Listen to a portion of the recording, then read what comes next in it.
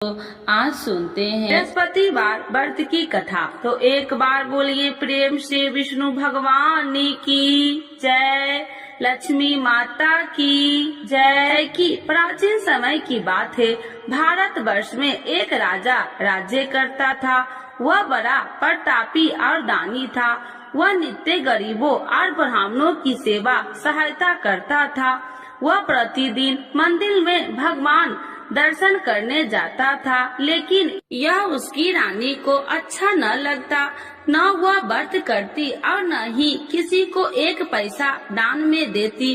राजा को भी ऐसा करने से मना किया करती। एक समय की बात है कि राजा शिकार खेलने वन को चले गए। घर पर रानी और दासी थी। उस समय गुरु बृहस्पति साधु का रूप धारण कर राजा के दरवाजे पर भिक्षा मांगने आए। साधु ने रानी से भिक्षा मांगी तो वह कहने लगी, हे साधु महाराज, मैं इस दान और पुण्य से तंग आ गई हूँ। आप कोई ऐसा उपाय बताए जिससे यह सारा धन नष्ट हो जाए और मैं आराम से रह सकूं। साधु रूपी बृहस्पति देव ने कहा, हे देवी, तुम बड़ी विचित्र हो। संतान और धन से भी कोई दुखी होता है। अगर तुम्हारे पास अधिक धन है तो इसे शुभ कार्यों में लगाओ, जिससे तुम्हारे दोनों लोक सुधरे। परंतु साधु की इन बातों से रानी खुश नहीं हुई। उसने कहा कि मुझे ऐसे धन की आवश्यकता नहीं जिसे मैं दान में दूं तथा जिसको संभालने में ही मेरा सारा समय नष्ट हो जाए। साधु ने कहा, यदि तुम्हारी ऐसी इच्छा है तो जैसे मैं तुम्हें बताता हूँ तुम वैसे ही करना। बृहस्पतिवार के दिन तुम घर को गोबर से लिपना, अपने केसे को पीली मिट्टी से धोना, केसे को धोते समय स्नान करना, राजा से हजामत बनाने को कहना, भोजन में मांस मदिरा खाना, कपड़ा धोबी के यहाँ धुलने डालना। इस प्रकार 7 बृहस्पतिवार करने से तुम्हारा समस्त धन नष्ट हो जाएगा। इतना कहकर साधु बने बृहस्पति देव अंतर ध्यान हो गए। साधु के कहे अनुसार करते हुए रानी को केवल 3 बृहस्पतिवार ही बीते थे कि उसकी समस्त धन संपत्ति नष्ट हो गई। भोजन के लिए परिवार तरसने लगा। एक दिन राजा रानी से बोला, हे रानी, तुम यहीं रहो, मैं दूसरे देश को जाता हूँ, क्योंकि यहाँ पर मुझे सभी जानते हैं, इसीलिए मैं कोई छोटा कार्य नहीं कर सकता। ऐसा कहकर राजा परदेश चला गया। वहाँ वह जंगल से लकड़ियाँ काट कर लाता और शहर में बेचता। इस तरह वह अपना जीवन व्यतीत करने लगा। इधर राजा के बिना रानी और दासी दुखी रहने लगी। एक समय जब रानी और दासियों को 7 दिन बिना भोजन के रहना पड़ा तो रानी ने अपनी दासी से कहा, हे दासी, पास ही के नगर में मेरी बहन रहती है। वह बड़ी धनवान है। तू उसके पास जा और कुछ ले आ, ताकि थोड़ा बहुत गुजर बसर हो जाए। दासी रानी की बहन के पास गई। उस दिन बृहस्पतिवार था। रानी की बहन उस समय बृहस्पतिवार की कथा सुन रही थी। दासी ने रानी की बहन को अपनी रानी का संदेश दिया, लेकिन रानी की बहन ने कोई उत्तर नहीं दिया। जब दासी को रानी की बहन से कोई उत्तर नहीं मिला तो वह बहुत दुखी हुई। उसे क्रोध भी आया। दासी ने वापस आकर रानी को सारी बात बता दी। सुनकर रानी ने अपने भाग्य को कोसा। उधर रानी की बहन ने सोचा कि मेरी बहन की दासी आई थी, परंतु मैं उससे नहीं बोली, इससे वह बहुत दुखी हुई होगी। कथा सुनकर और पूजन समाप्त कर वह अपनी बहन के घर गई और कहने लगी, हे बहन, मैं बृहस्पतिवार का व्रत कर रही थी। तुम्हारी दासी गई, परंतु जब तक कथा होती है तब तक न उठते हैं और न ही बोलते हैं, इसीलिए मैं नहीं बोली। कहो दासी क्यों गई थी? रानी बोली, बहन, हमारे घर अनाज नहीं था। ऐसा कहते कहते रानी की आंखें भर आई। उसने दासियों समेत भूखा रहने की बात भी अपनी बहन को बता दी। रानी की बहन बोली, बहन देखो, बृहस्पति देव भगवान सबकी मनोकामना पूर्ण करते हैं। देखो शायद तुम्हारे घर में अनाज रखा हो। यह सुनकर दासी घर के अंदर गई तो वहाँ उसे एक घड़ा अनाज का भरा मिल गया। उसे बड़ी हैरानी हुई क्योंकि उसे एक बर्तन देख लिया था। उसने बाहर आकर रानी को बताया। दासी रानी से कहने लगी, हे रानी, जब हमको भोजन नहीं मिलता तो हम व्रत ही तो करते थे, इसीलिए क्यों न इनसे व्रत और कथा की विधि पूछ ली जाए, हम भी व्रत किया करेंगे। दासी के कहने पर रानी ने अपनी बहन से बृहस्पतिवार व्रत के बारे में पूछा। उसकी बहन ने बताया, बृहस्पतिवार के व्रत में चने की दाल और मुनक्का से विष्णु भगवान का केले की जड़ में पूजन करे तथा दीपक जलाए, पीला भोजन करे तथा कथा सुने। इससे गुरु भगवान प्रसन्न होते हैं, मनोकामना पूर्ण करते हैं। व्रत और पूजन की विधि बताकर रानी की बहन अपने घर लौट आई। रानी और दासी दोनों में निश्चय किया कि बृहस्पति देव भगवान का पूजन जरूर करेंगे। 7 रोज बाद जब बृहस्पतिवार आया तो उन्होंने व्रत रखा। घुड़सार में जाकर चना और गुड़ बिन लाई तथा उसकी दाल से केले की जड़ तथा विष्णु भगवान का पूजन किया। अब पीला भोजन कहाँ से लाए? दोनों बड़ी दुखी हुई, परंतु उन्होंने व्रत किया था, इसीलिए बृहस्पति देव भगवान प्रसन्न थे। एक साधारण व्यक्ति के रूप में वे दोनों थालों में सुंदर पीला भोजन लेकर आए और दासी को देकर बोली, हे दासी, यह भोजन तुम्हारे लिए और तुम्हारी रानी के लिए है, इसे तुम दोनों ग्रहण करना। दासी भोजन पाकर बहुत प्रसन्न हुई। उसने रानी को सारी बात बताई। उसके बाद से वे प्रत्येक बृहस्पतिवार को गुरु भगवान का व्रत और पूजन करने लगी। बृहस्पति भगवान की कृपा से उनके पास धन हो गया, परंतु रानी फिर पहले की तरह आलस करने लगी। तब दासी बोली, देखो रानी, तुम पहले भी इसी प्रकार आलस करती थी, तुम्हें धन रखने में कष्ट होता था, इस कारण सभी धन नष्ट हो गया। अब गुरु भगवान की कृपा से धन मिला है तो फिर तुम्हें आलस होता है। बड़ी मुसीबतों के बाद हमने ये धन पाया है, इसीलिए हमें दान पुण्य करना चाहिए। अब तुम भूखे मनुष्य को भोजन कराओ, प्याव लगवाओ, ब्राह्मणों को दान दो, कुआं, तालाब, बावड़ी आदि का निर्माण कराओ, मंदिर, पाठशाला बनाकर ज्ञान दो, कुमारी कन्याओं का विवाह करवाओ, अर्थात धन को शुभ कार्यों में खर्च करो, जिससे तुम्हारे कुल का यश बढ़ेगा तथा स्वर्ग की प्राप्ति हो और पितृ प्रसन्न हो। दासी की बात मानकर रानी शुभ कर्म में करने लगी, उसका यश फैलने लगा। एक दिन रानी और दासी आपस में विचार करने लगी कि जाने राजा किस दशा में होंगे, उनकी कोई खोज खबर भी नहीं है। उन्होंने श्रद्धा पूर्वक गुरु बृहस्पतिवार भगवान से प्रार्थना की, राजा जहाँ कहीं भी हो शीघ्र वापस आ जाए। उधर राजा परदेश में बहुत दुखी रहने लगा। वह प्रतिदिन जंगल से लकड़ियाँ बीन कर लाता और उसे शहर में बेचकर अपने दुखी जीवन को बड़ी कठिनता से व्यतीत करता। एक दिन दुखी हो अपनी पुरानी बातों को याद करके वह रोने लगा और उदास हो गया। उसी समय राजा के पास बृहस्पति देव साधु के भेष में आकर बोले, हे लकड़हारे, तुम इस सुनसान जंगल में किस चिंता में बैठे हो, मुझे बतलाओ। यह सुन राजा के नेत्रों में जल भर गया और साधु की वंदना कर राजा ने अपनी संपूर्ण कहानी सुना दी।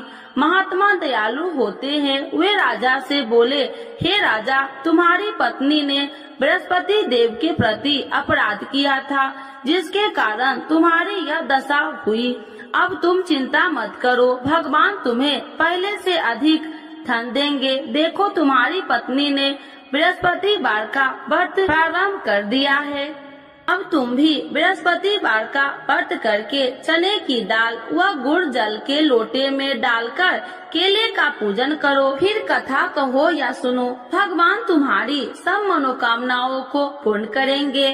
साधु की बात सुनकर राजा बोले, हे प्रभु, लकड़ी बेचकर तो इतना पैसा भई नहीं बचता जिससे भोजन के उपरांत कुछ बचा सकूं। मैंने रात्रि में अपनी रानी को व्याकुल देखा है। मेरे पास कोई साधन नहीं जिससे उसका समाचार जान सकूं। फिर मैं कौन सी कहानी कहूँ, यह भी मुझको मालूम नहीं। साधु ने कहा, हे राजा, मन में बृहस्पति भगवान के पूजन व्रत का निश्चय करो, वे स्वयं तुम्हारे लिए कोई राह बना देंगे। बृहस्पतिवार के दिन तुम रोजाना की तरह लकड़ियाँ लेकर शहर में जाना। तुम्हें रोज से 2 गुना धन मिलेगा, जिससे तुम भली भांति भोजन कर लोगे तथा बृहस्पति देव की पूजा का सामान भी आ जाएगा। धीरे धीरे समय व्यतीत होने पर फिर बृहस्पतिवार का दिन आया। राजा जंगल से लकड़ियाँ काटकर शहर में बेचने लगा।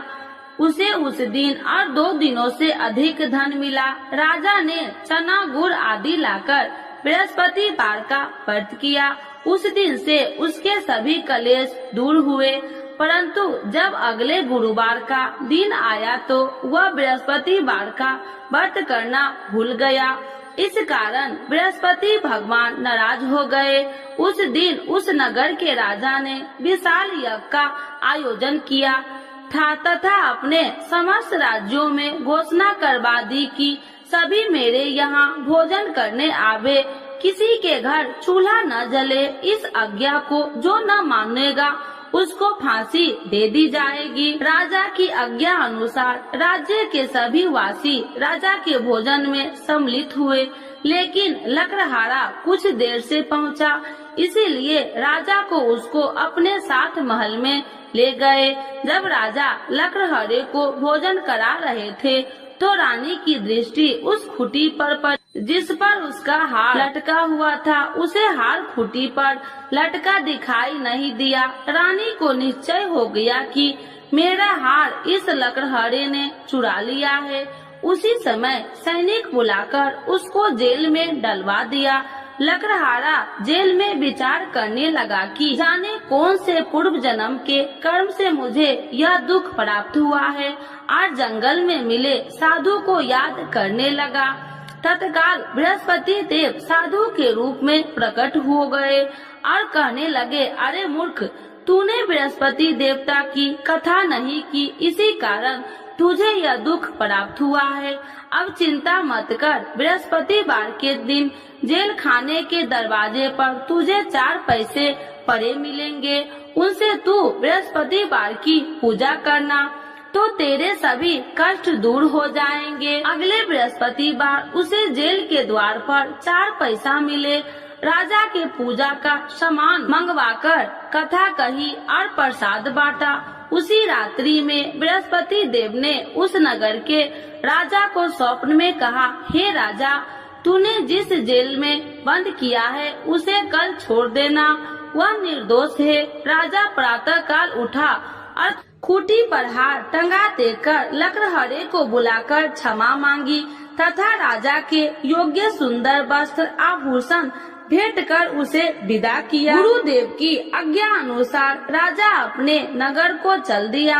राजा जब नगर के निकट पहुंचा तो उसे बड़ा ही आश्चर्य हुआ। नगर में पहले से अधिक बाग, तालाब और कुएं तथा बहुत सी धर्मशालाएं, मंदिर आदि बने हुए थे। राजा ने पूछा कि यह किसका बाग और धर्मशाला है। तब नगर के सब लोग कहने लगे कि यह सब रानी और दासी द्वारा बनवाए गए हैं। राजा को आश्चर्य हुआ और गुस्सा भी आया कि उसकी अनुपस्थिति में रानी के पास धन कहां से आया होगा। जब रानी ने यह खबर सुनी कि राजा आ रहे हैं तो उसने अपनी दासी से कहा, हे दासी, देख राजा हमको कितनी बुरी हालत में छोड़ के गए थे, वह हमारी ऐसी हालत देखकर लौट न जाए, इसीलिए तू दरवाजे पर खड़ी हो जा। रानी की आज्ञा अनुसार दासी दरवाजे पर खड़ी हो गई और जब राजा आए तो उन्हें अपने साथ महल में लिवा आई। तब राजा ने क्रोध करके अपनी तलवार निकाली और पूछने लगी, बताओ यह धन तुम्हें कैसे प्राप्त हुआ। तब रानी ने सारी कथा कह सुनाई।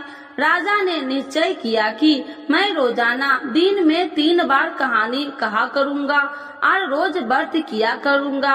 अब हर समय राजा के दुपट्टे में चने की दाल बंधी रहती तथा दिन में 3 बार कथा कहता। एक रोज राजा ने विचार किया कि चलो अपनी बहन के यहाँ हो आऊं। इस तरह का निश्चय कर राजा घोड़े पर सवार हो अपनी बहन के यहाँ चल दिया। मार्ग में उसने देखा कि कुछ आदमी एक मुर्दे को लिए जा रहे हैं। उन्हें रोककर राजा कहने लगा, अरे भाइयों, मेरी बृहस्पतिवार की कथा सुन लो। वे बोले, लो हमारा तो आदमी मर गया है, इसको अपनी कथा की पड़ी है। परंतु कुछ आदमी बोले, अच्छा कहो, हम तुम्हारी कथा भी सुनेंगे। राजा ने दाल निकाली और कथा कहनी शुरू कर दी।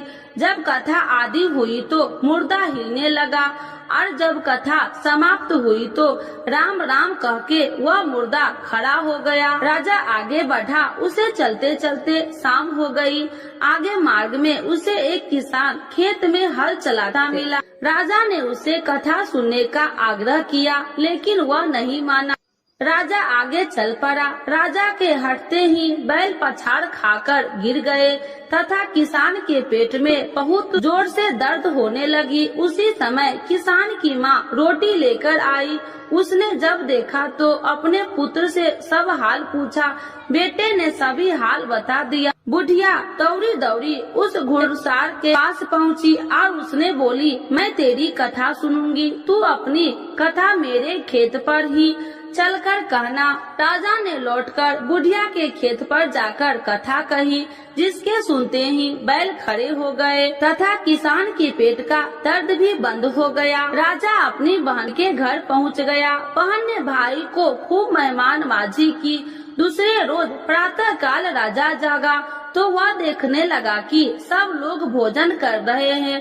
राजा ने अपनी बहन से जब पूछा, ऐसा कोई मनुष्य नहीं है जिसने भोजन नहीं किया हो, जो मेरी बृहस्पतिवार की कथा सुन ले। बहन बोली, हे भैया, यह देश ऐसा ही है।